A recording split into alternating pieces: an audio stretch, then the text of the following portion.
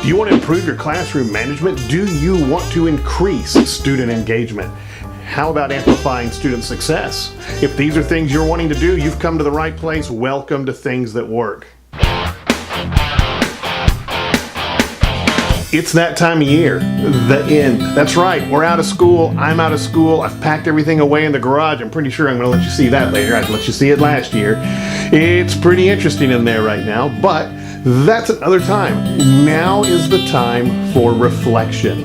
Reflection is important. You know, when I first started working as a teacher, I noticed in almost every book about educating, there was some form, some discussion about reflection, whether it was reflection on a lesson you had just learned, or whether it was reflection on class you've taught, or whether it was reflection on a year, reflection on a semester, reflection on a week. Reflection seemed to be a key thing in much of what I read. 5 questions to help you reflect on whatever time period you'd like to reflect on. Let's do this. Now, really what I've discovered is that these questions can be broken down into categories. The what did I learn about category is one, for instance, because what did you learn about your students? What did you learn about your students' families, their parents?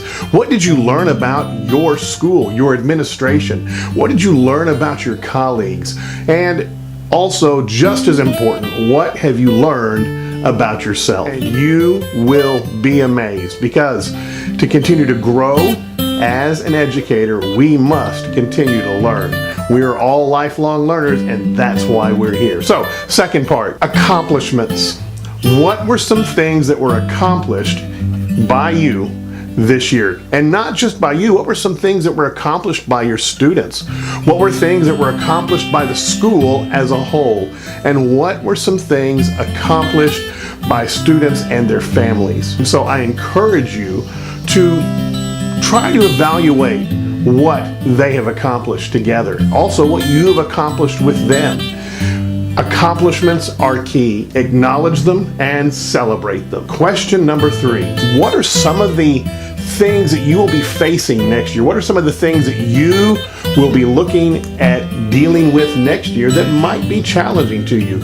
And what are your plans in dealing with those things? It's so important to start anticipating and being proactive. What are some challenges that you anticipate you might face with students? That's one area you want to look at. What are some challenges you might anticipate facing with parents?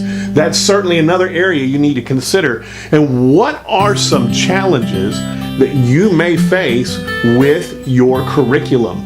Those are 3 areas, and I'm sure there are others, but 3 important areas that you probably want to focus on when it comes to dealing with challenges for the next year. Okay, number 4. In difficult times that you faced over the past year, which faculty member, which administrator, which person was able to give you the most encouragement and the most positive and useful, not just positive, but useful advice?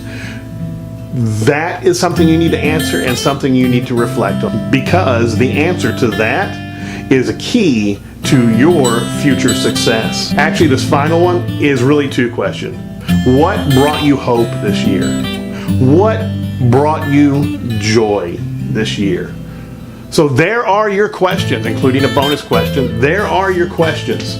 I encourage you to reflect. Reflect at the end of the day, reflect at the end of the week, reflect at the end of a grading period, and reflect at the end of each semester. I enjoy learning with you, I enjoy teaching with you, and together we can take over the world.